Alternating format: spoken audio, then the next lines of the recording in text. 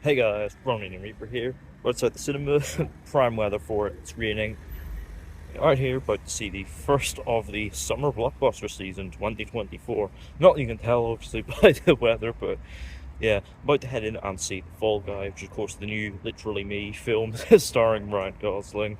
It looks plenty of fun. It's from David Leitch, who's directed films I really like Deadpool 2 and Bullet Train. So I'm really looking forward to seeing this one. Should definitely be a lot of fun for the big screen. You know, got action, got laughs, bit of romance in there by the looks of things. It should definitely be a good, solid popcorn flick. I'm gonna head in, get my snacks, get my seat, go see The Fall Guy.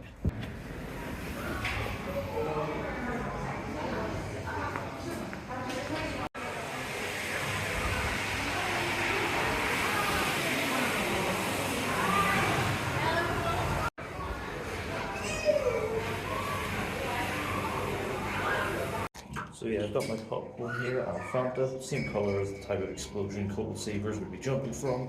Ready to see the new Literally Me film.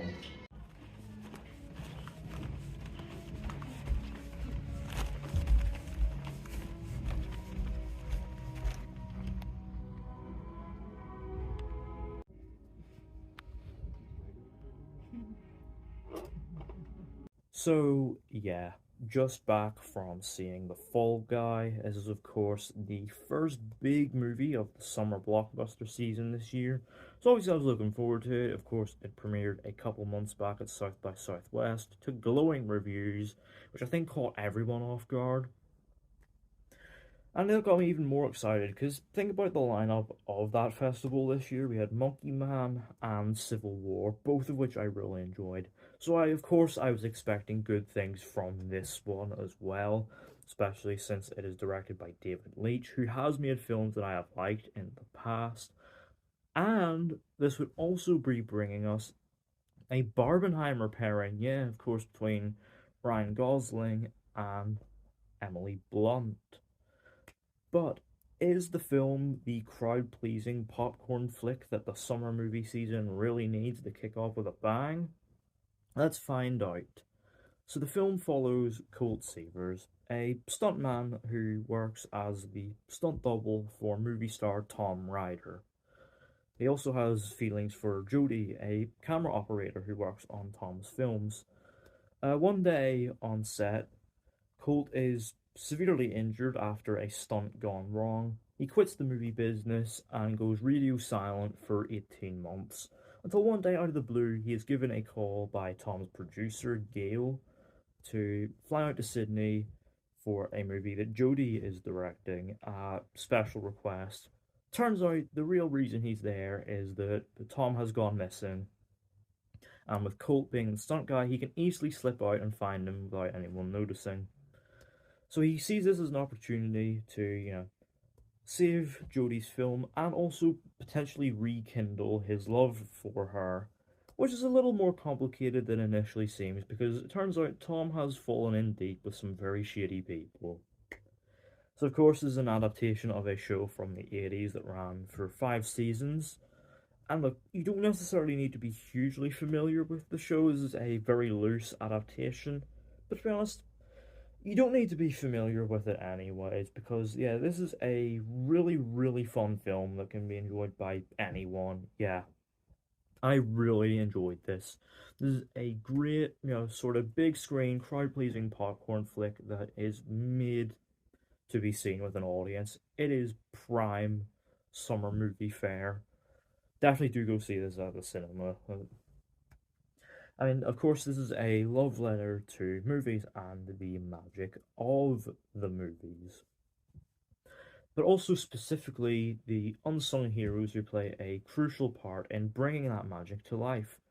The stunt guys, and of course, with David Leitch being a former stuntman himself, all this, spectacular stunt work on display is brought to life really lovingly. Like, there are so many like super fun stunts here, and great set pieces, like notably a big car chase through Sydney.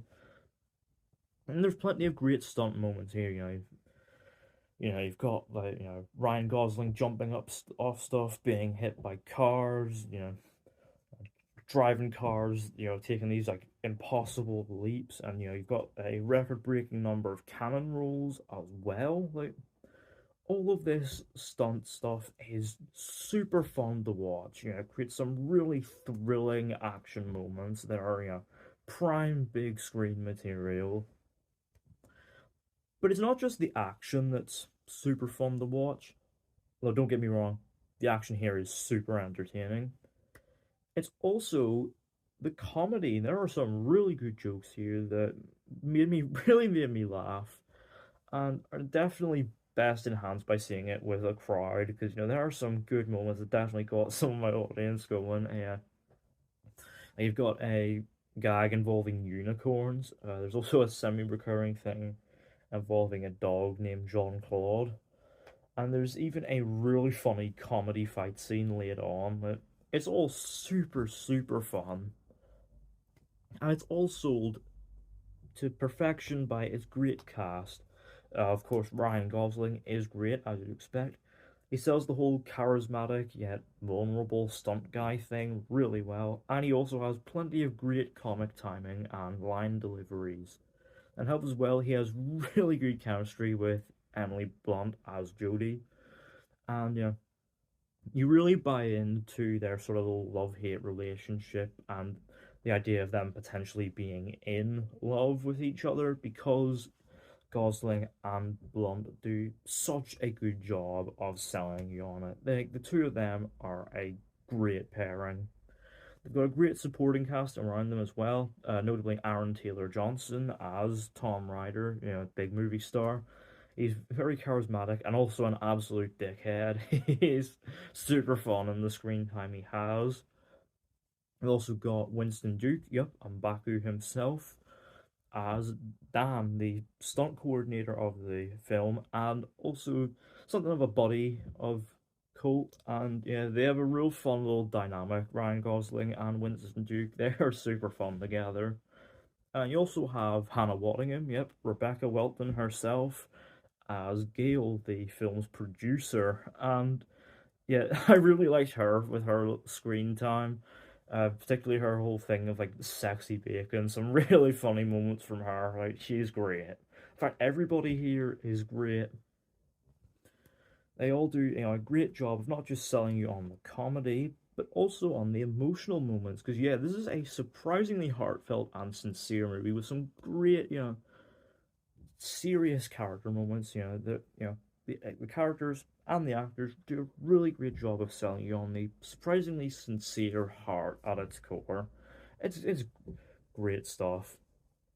There's also a great soundtrack, some great guitar notes, and Dominic Lewis's score, and also some really well placed needle drops throughout. Notably, the Taylor Swift one that was pretty great. If you know, you know.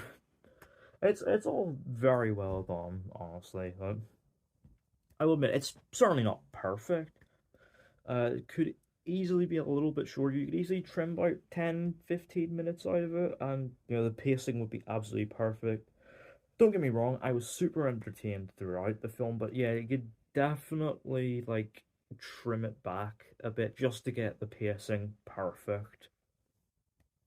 And there's also some, big moments and twists that I did kind of see coming. You can obviously kind of see it coming from a mile away.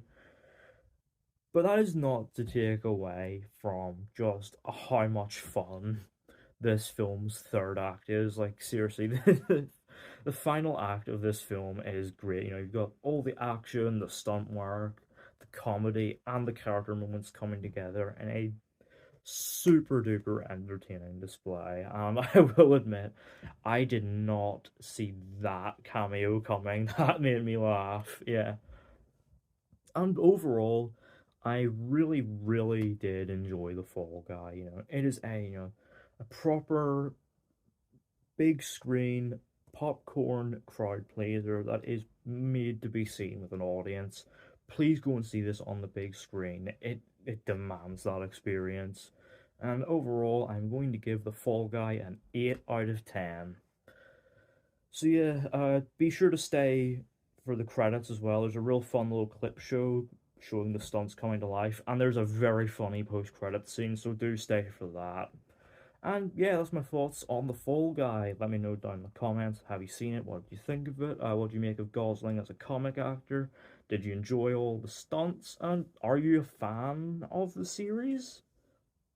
Let me know all that down in the comments. Don't forget to hit the thumbs up button if you enjoyed. Don't forget to hit the subscribe button if you are new. And don't forget to turn on post notifications so you don't miss an upload.